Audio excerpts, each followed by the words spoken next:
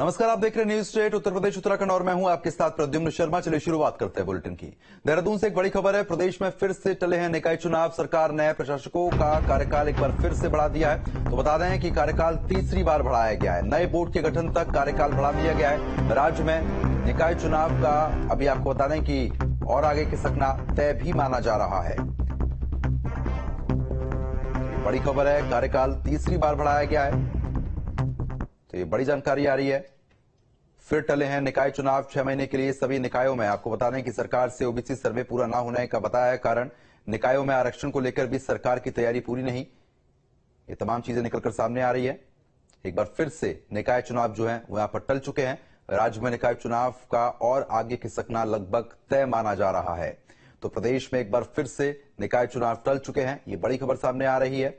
बता दें प्रशासकों का कार्यकाल तीसरी बार बढ़ाया गया है। नए बोर्ड के गठन तक कार्यकाल फिलहाल अब तक बढ़ा दिया गया है। तो आपको जानकारी दे दें कि नए बोर्ड के गठन तक कार्यकाल बढ़ाया गया है। ये बड़ी खबर है।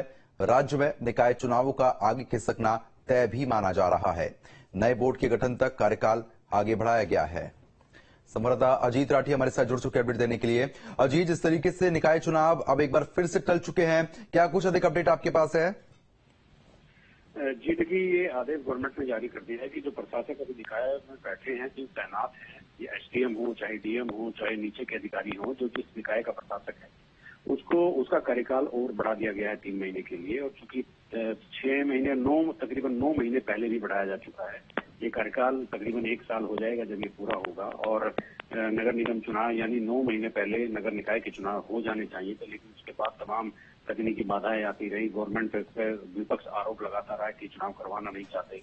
तो पिछले दिनों विधानसभा में नगर निगम वाला जो विधेयक था आरक्षण वाला, उसको प्रवर समिति को सौंपने के बाद उसी दिन ये संभावना हो गई थी कि ये निकाय के चुनाव और टलने जा रहे हैं। वैसा ही हुआ, क्योंकि वो जो प्रवर समिति को विधेयक गया है उसको प्रवर समिति सौंपेगी और फिर एक दिन का सत्र बुलाना पड़ेगा। सत्र में पास होगा, उसके बाद ही नगर निगम के चुनाव हो सकेंगे। तो इस तरह से पूरे निकाय के चुनाव टल गए हैं और मिनिमम 3 महीने तो अभी और चुनाव नहीं होने की पूरी संभावना है। जिससे और यहाँ पर जब वो 3 महीने पूरे होंगे तो पूरा 1 साल हो जाएगा प्रशासकों को नियुक्त किए हुए। जी हाँ बिल्कुल, लेकिन जिस तरीके से लगभग आप बता रहे हैं कि 3 महीने तो फिलहाल कोई उम्मीद ही नहीं है। उसके बाद एक उम्मीद जल सकती है कि 3 महीने के बाद जल्द ही निकाय चुनाव कराया जाए। जी बिल्कुल, देखिए ये 3 महीने भी जब पूरे होंगे, अगर इससे पहले प्रोसेस पूरा हो जाएगा तो और इससे पहले चुनाव करवा लेंगे तो प्रशासकों का कार्यकाल नहीं बढ़ाना पड़ेगा। और अगर 3 महीने बाद चुनाव होंगे तो प्रशासकों का कार्यकाल एक बार फिर बढ़ेगा। और ये लगातार जो कार्यकाल बढ़ता जा रहा है, भारतीय जनता पार्टी के जो कार्यकर्ता है, जो निगम की निकाय की राजनीति करते हैं, जो पार्षद मेयर और अध्यक्ष का चुनाव लड़ना चाहते हैं, उनमें भी काफी रोष है। लेकिन विपक्ष तो पूरी तरह से इस बात को भाजपा का डर बता रहा है कि लगातार निकाय चुनाव टाले जा रहे हैं। तो इसी वजह से चूंकि भाजपा को खतरा है कि वो चुनाव हार सकती है। लेकिन सच तो यही है कि पिछले 9 महीने से प्रशासक निकायों में तैनात है, वहां भी चुनाव बहुत दिन पहले हो जाने चाहिए थे, लेकिन अब तक नहीं हुए। जी बिल्कुल, कहीं ना कहीं अब जिस तरीके से तारीखों को टाल दिया गया है, विपक्ष भी लगातार काफी हमलावर होता हुआ नजर आ रहा है। सरकार को घेरने का प्रयास किया जाएगा, क्या स्थिति बन सकती है? जी बिल्कुल, देखिए ये तो राजनीतिक मुद्दा तो है ही, चूंकि ये इलेक्टेड बॉडियां होती हैं।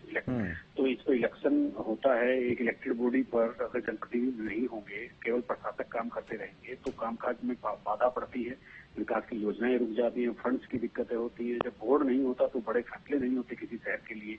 तो ऐसी लंबी फहरिस्त है कार्यों की जो रुकी हुई है पिछले 9 महीने से, काफी कामकाज प्रभावित हो रहे हैं। एक प्रशासक का काम करना और एक पूरे चुने हुए बोर्ड का काम करना बिल्कुल अलग तरह की चीजें हैं।